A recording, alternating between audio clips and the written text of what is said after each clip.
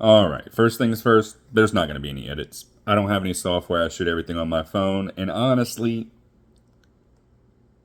eh. Let's talk about the redistribution of wealth. All right. Why is it necessary? I wasn't a fan previously. How to go about it, etc., etc. First, let's talk about why a redistribution of wealth is necessary. Well, why is redistribution of anything necessary? Right? If you're playing Hungry Hungry Hippo and one or two players end up with all the fucking balls, you can't play the game anymore. And you may be thinking, well, that's not the economy. Yeah, the fuck it is. The economy has a finite amount of wealth in it. Now, to be fair, the argument that pure capitalists make is you can always make more wealth. And that's true, but it takes time and it takes the extraction of natural resources and the production of manufactured goods to build that wealth. And whether that was you finding a piece of fucking flint and napping it into an arrow 40,000 years ago, or you producing Lululemon leggings today, it doesn't really matter.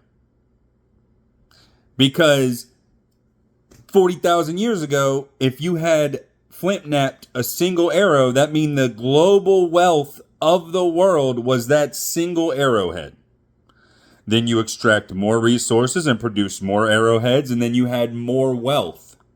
And somebody else used ostrich egg shells to make beads, and you traded them one of your arrowheads for 30 beads.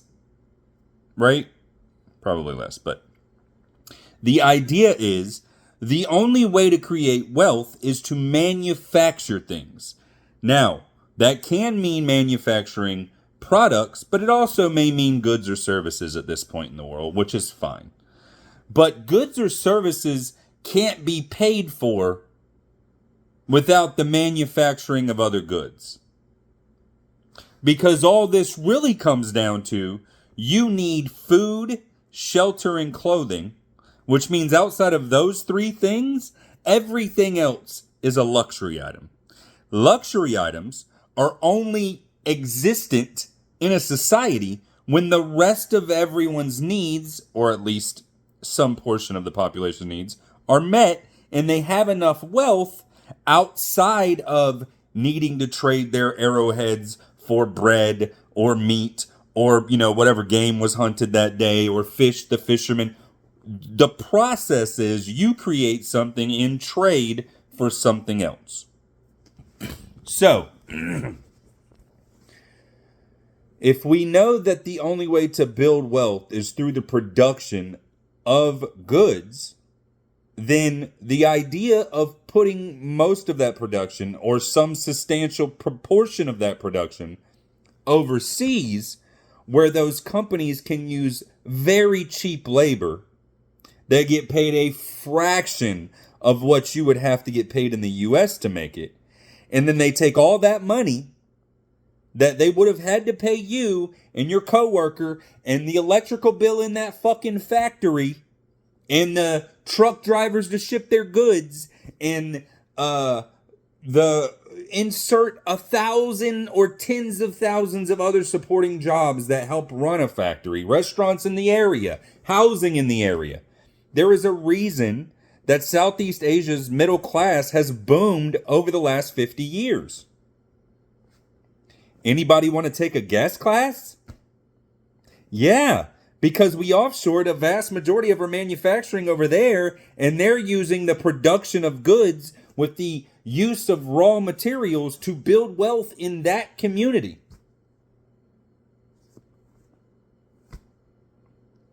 So, why? Right? Why does this happen like this? Well, how did it happen? Why did it happen?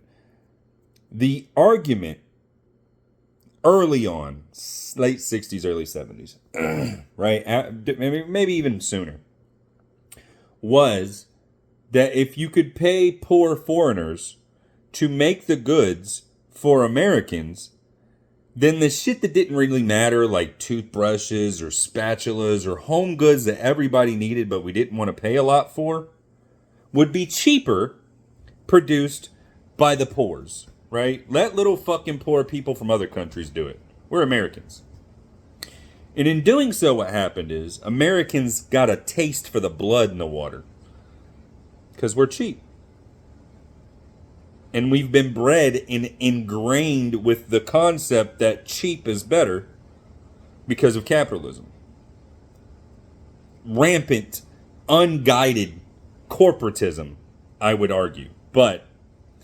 And then more and more companies saw, why should I pay you fucking Americans a livable wage where you can afford to buy a home and provide for your family and potentially only have one motherfucking person working in the household to help stabilize the nuclear family and society as a whole, I'd argue. Why would we do that when we could just make it overseas and send it back to the U.S. for half the cost or 20% of the cost and pocket 70% of the fucking profit? So profit margin in an American company may be 10%. Profit margin in an American company that manufactures goods overseas is 40 or 50%. So the reason you've seen the stock market crash 20% is because that's actually what's going to happen. Those companies are going to be worth less. But that doesn't matter to the actual health of the economy. We've convinced the fucking entirety of the world, specifically the middle class, that because you can buy fucking 17 outfits from Shein for $25 every Friday, and when you get home from your Dairy Queen job, your package shows up every other weekend, and you get to try on your outfits and go to the fucking club for one time before you have to throw it away. That's the way we should do things. Instead of, hey, you know what? Yeah, that dress from Shein did cost $1. And yeah, if you buy one in the States, it's going to cost you $10. However, if you buy it in the States and it costs you $10, it's going to last you your entire life. And then we come up with new fucking industries to further the addiction to fast fashion, right? Fucking now it's fast casual dining. Everything is fast. Fast. The problem is, slow is smooth and smooth is fast. Nobody, or at least a very small percentage, just like in this scenario, has ever sold a bunch of drugs, became a millionaire, and then pivoted and made their life okay. There are some reasonable arguments in hip-hop and some professional sports. Outside of that, there are almost no reasonable, arguable cases where you made money really fast doing some bullshit, and then you were like, all right, now that I've got my money up, I'm going to fucking do the right thing. Never. So corporations certainly aren't going to fucking do that. So how do we get the corporations who have endless, increasingly giant profits, record profits every fucking year, even in the middle of a global pandemic somehow, record profits? Because they're not redistributing any of the wealth that they're gaining through the production and manufacturing and distribution of these cheap, shitty products, because they're having them made with cheap labor, selling them in more wealthy markets, and pocketing all the fucking winnings. Now, what you're saying is, in your mind, if you understand capitalism, that's what capitalism is. But it's not. Capitalism is the free exchange of goods and services in a market. A free market. Not free markets, plural. If you're in a market, like, think of a market as a home. You live, function, and work in that market. You have competing markets. Your neighbor, right? The guy across the street, okay? If you have $100 a week for goods and services to spend your money on, you could pay the guy across the road to grow you some tomatoes, right? To clean your house, etc. And maybe you have $5 left. But that wealth is gone now. That money is gone. However, if you, let's say, talk to your kids and go, hey, you guys want some money to go to the skating ring? And you pay them to plant you a garden and clean the house. Now you've crushed two birds with one stone. How so? Well, those kids now have added something to the economy, the community, built wealth in the community, and by building that wealth in the community, they've gained some portion of that wealth in the payment I'm going to give them for doing what they did.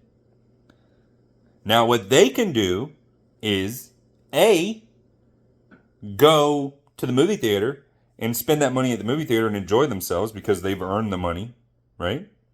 Or they could save it, and I could tell them, hey, if you save half of the money, Dad will pay for the other half of a projection TV for the backyard so we can have camping movie nights. And if you reinvest in your community, in your market, you will build the wealth of that market for everyone. When it comes to globalization, you remove all of that. It's just like the guy across the street. Sure, you're still going to get the goods and services you need and want. But you're going to have $5 left over, and you're not going to build any wealth. You're just buying the shit you need and never building any wealth. And if you don't build any wealth in the middle class in an economy, then you're never going to build that economy. Not really. The U.S. economy is increasingly unstable. We have $6 trillion in theft and crime in this country. Unequivocally, theft and crime are proven over and over again to be 90% driven by poverty, which could be alleviated if we redistributed the wealth that the higher echelon of these corporations and the billionaires have hoarded over the last 70 years by outsourcing that labor to a cheaper labor force and then hoarding all of the fucking wealth in savings that they get in that. That's why the market looks the way it does. That money didn't come from nowhere. It was built. It was wealth, right? But now what we've done is we've said, hey, listen, ugh, I don't know, man. You know, yeah, there's 4 of us, right? And yeah, to be fair, we share everything. But 2 of us were talking, and we hunt. And all you do is make the tools. And so we don't feel it's fair that you get such a large portion of the game that we hunt, because all you do is make the tools. You're not doing the walking. You're not doing the stalking. You're not taking the risk of being gored by this fucking woolly mammoth, let's say. So Ugg goes, fuck, man, okay. Well, I mean, I guess that means I have to find more time, because time and energy are really how wealth is built. I have to find more time so that on top of doing my job, which is make the arrowheads, which I trade you guys for beads and meat, I have to also potentially either start making beads, which are a more luxury item, or start hunting, because now what I do isn't worth as much. But we still have to make these spearheads.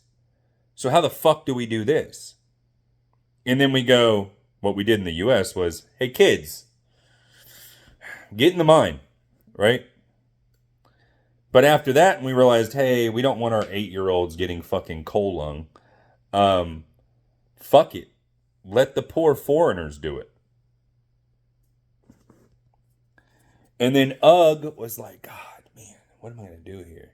And he goes, hey, you know what? There's this fucking little camp.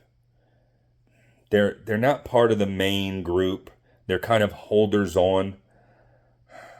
I bet I could become a go-between of that little shitty camp and the main organization of civilization. I bet I can get those guys to make me spearheads for a fraction of the food I get. And then I'll have more time to harvest food or go hunting as well.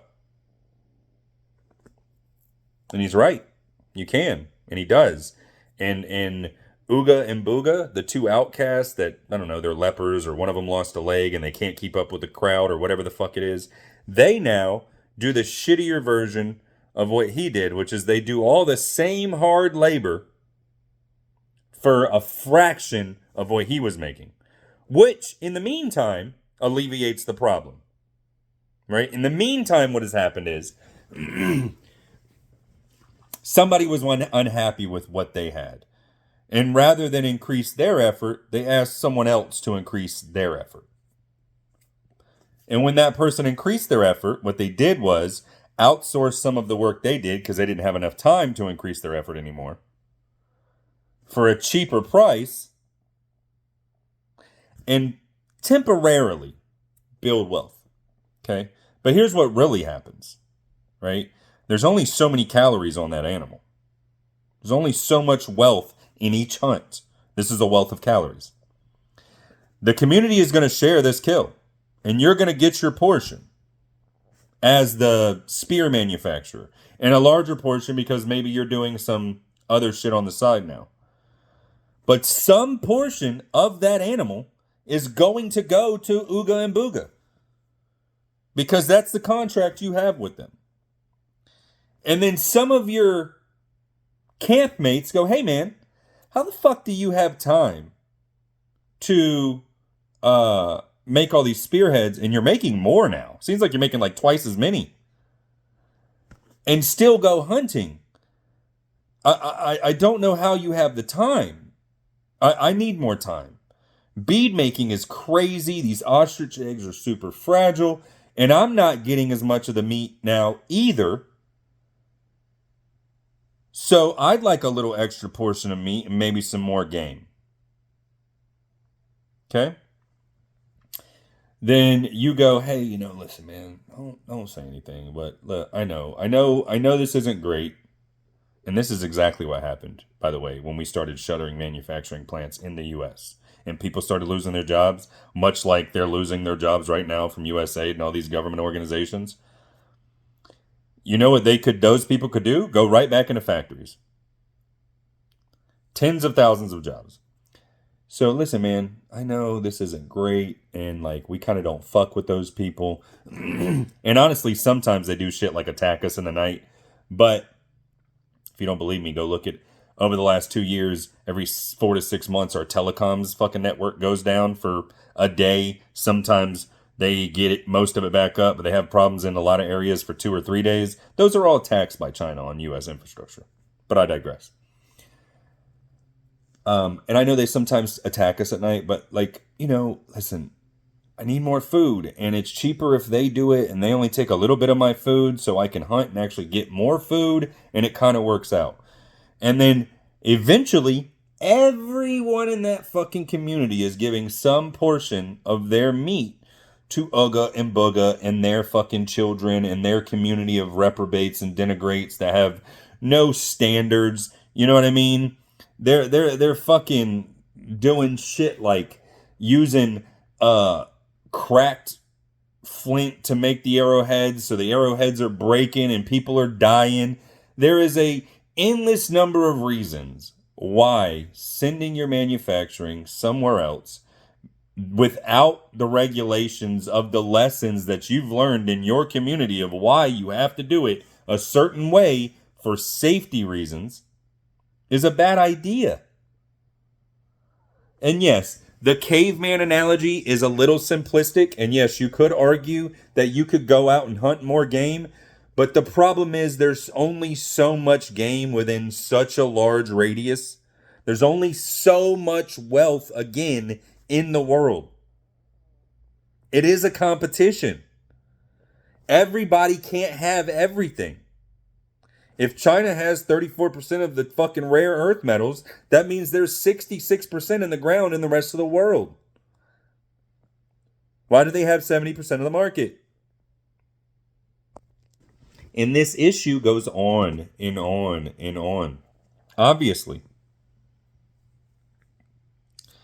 you cannot reasonably outsource all of the physical labor for the manufacturing and production of manufactured goods, which is how you build wealth, to a foreign economy that, by the way, is a bad actor, does manipulate their currency, absolutely has one of the most atrocious fucking track records for human rights in the history, in recorded history, period. The Sino-Japanese War was full of atrocities.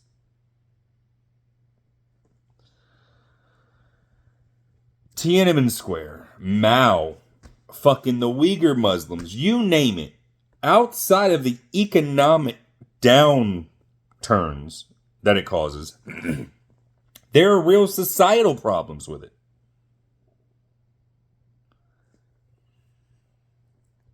And once all of that meat and calories have gone out of your camp and into another camp, eventually that camp grows stronger, which China has done over the last 50 years. China has closed the gap on U.S. supremacy over the last 50 years through the wealth gained through the offshoring of U.S. manufacturing and the dumping of cheap goods in U.S. markets, crippling the U.S. middle class and economy.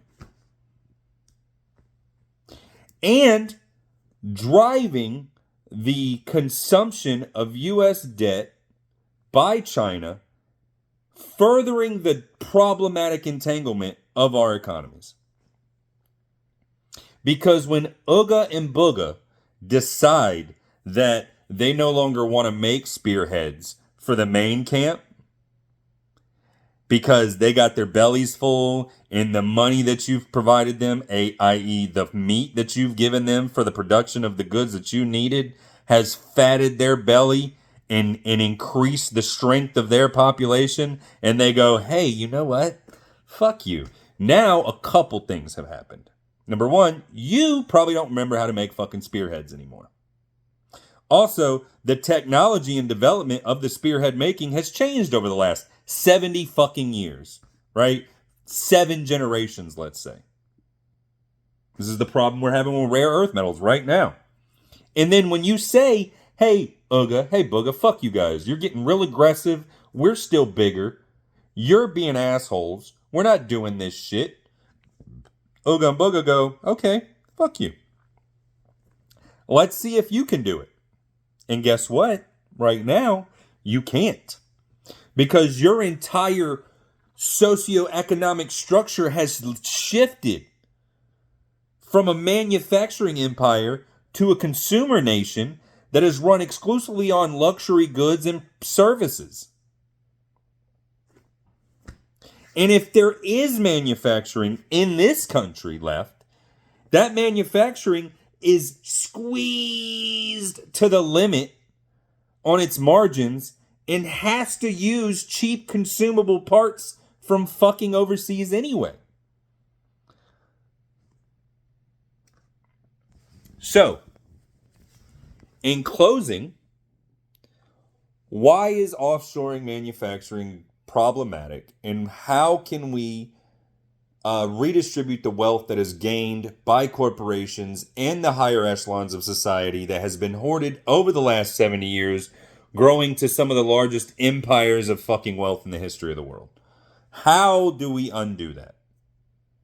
All right? And to get all the wealth that these corporations have siphoned off from the production of wealth, the manufacturing process, what you have to do is reshore manufacturing in the areas that those products are sold. If you're going to sell goods in Europe, they have to be at prices plus or minus 5 to 10% that they can be made in Europe. Because 5 or 10% is enough for people who are poor and can't afford it to go, I guess I have to go with foreign made. But it's not enough for people who can afford it to go, you know what? Yeah, let me buy that foreign shit that's going to fall apart that was made by people who don't know me or care about my family or live in my community. And let me give them my money instead of Bob, who built this truck right fucking here. 5 or 10%, within 5 or 10%. That is how the economy and manufacturing has to work for there to be steady growth and continued growth without the risk of continued economic collapse. The entire idea that the U.S. can be run off of foreign investment is nonsense. By the way, if that's the case, if you want to run the country off of foreign money, then you might as well implement standardized tariffs. I don't give a fuck about the market. If the idea is subsidize the U.S. economy with foreign money, whether that's in the market or in paying for tariffs, it doesn't matter. I don't see how you could argue against that.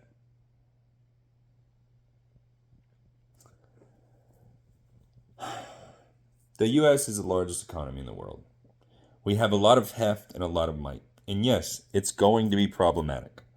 But if you do not reshore manufacturing and you do not redistribute all of the hoarded wealth by the corporatocracy and the billionaires in this country, oh, there's more billionaires and millionaires in the U.S. than ever. How could they be taken advantage of? It's not them.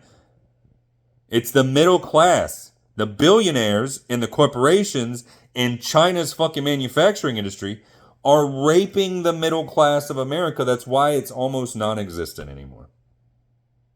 If the fact that the average home in the U.S.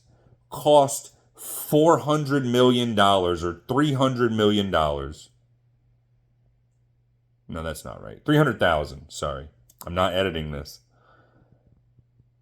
And the average mean income is $40,000 to $60,000. And the interest rate is 7%, then very obviously the pricing for that housing in that market is out of the range of everyone in that market. And the reason the prices are so high is because foreign money that comes from a different market outside is buying these homes and pushing the price up. Now, when I say foreign money, what I mean is foreign investment in companies and hedge funds like BlackRock and other giant corporations that are buying single family homes because they have all this money they don't know what else to do with, that they fleeced from the manufacturing community over the last 70 years. So if you would like the prices of housing to come down, you have to get their money out of the market. And if you'd like the prices of fucking, and the wealth of the middle class, rather, to increase, then you're going to have to pull that money out of the pockets of the billionaires and the corporations who have stolen it over the last 70 years. So, if you would like to see the redistribution of wealth and the crippling of fucking billionaires and the removal of all of these nonsensical fucking metrics that make the U.S. dependent on debt and foreign fucking money that is absolutely a national security risk, everyone on every fucking side should be screaming at the top of their lungs, fuck China, reshore manufacturing, and fuck any corporation that's losing billions. We don't care about you.